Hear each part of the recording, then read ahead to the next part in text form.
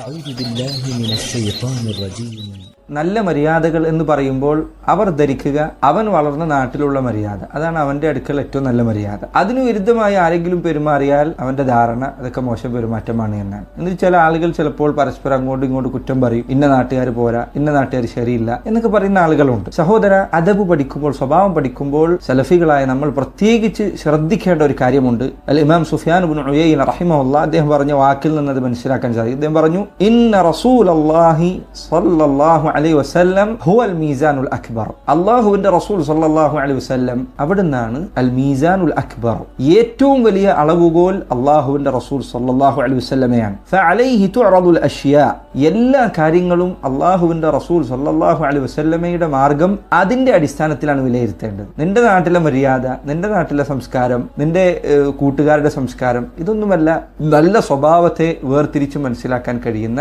അടിസ്ഥാന ഘടകം. മറിച്ച് അല്ലാഹുവിന്റെ റസൂൽ സല്ലല്ലാഹു അലൈഹി വസല്ലമയുടെ സ്വഭാവം എന്താണോ അതാണ് ഏറ്റവും നല്ല സ്വഭാവം. ചില ആളുകൾ അവർ തീരെ ദേഷ്യം പിടിക്കാത്തവരാണ്.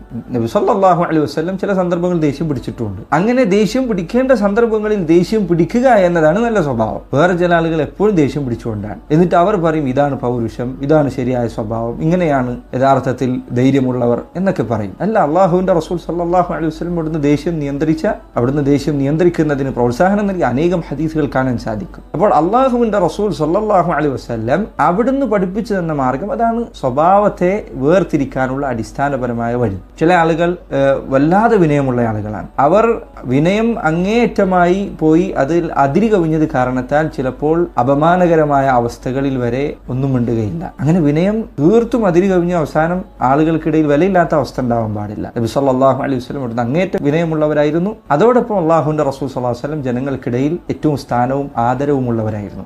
അദബ് പഠിക്കാനുള്ള അടിസ്ഥാന അളവുകോൽ അല്ലാഹുവിന്റെ റസൂൽ സല്ലല്ലാഹു അലൈഹി വസല്ലം അവിടുത്തെ മാർഗമാണ്. ഇമാം സുഫിയാൻ ഇബ്നു ഉയൈന റഹിമഹുല്ലാഹ് അദ്ദേഹം പറഞ്ഞു, ഫഅലൈഹി തുഅറദുൽ അഷ്യാ അലാ ഖുലുഖിഹി വസിറതിഹി വഹദിഹി. അല്ലാഹുവിന്റെ റസൂൽ സല്ലല്ലാഹു അലൈഹി വസല്ലമയുടെ സ്വഭാവം നീ നോക്കുക, അവിടുത്തെ ചരിത്രം നീ പഠിക്കുക, അവിടുത്തെ ജീവിതചര്യ നീ മനസ്സിലാക്കുക. ആ മാർഗത്തോട് യോജിച്ചത് അതാണ് ശരിയായ മാർഗം. ആ മാർഗത്തോട് വിരുദ്ധമായത് അത് എത്ര ഭംഗിയുള്ളതാണ് എന്ന് നിനക്ക് തോന്നിയാലും അത് ശരിയായ മാർഗമല്ല.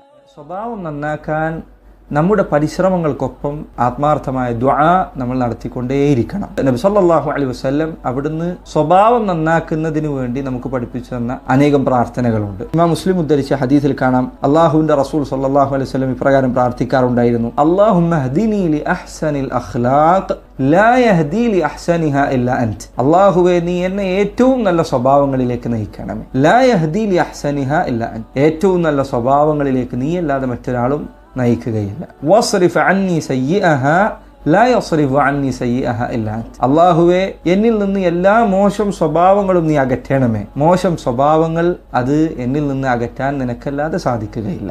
اللهم اهدنا لأحسن الأخلاق والأعمال لا يهدي لأحسنها إلا أنت واصرف عنا سيئها لا يصرف عنا سيئها إلا أنت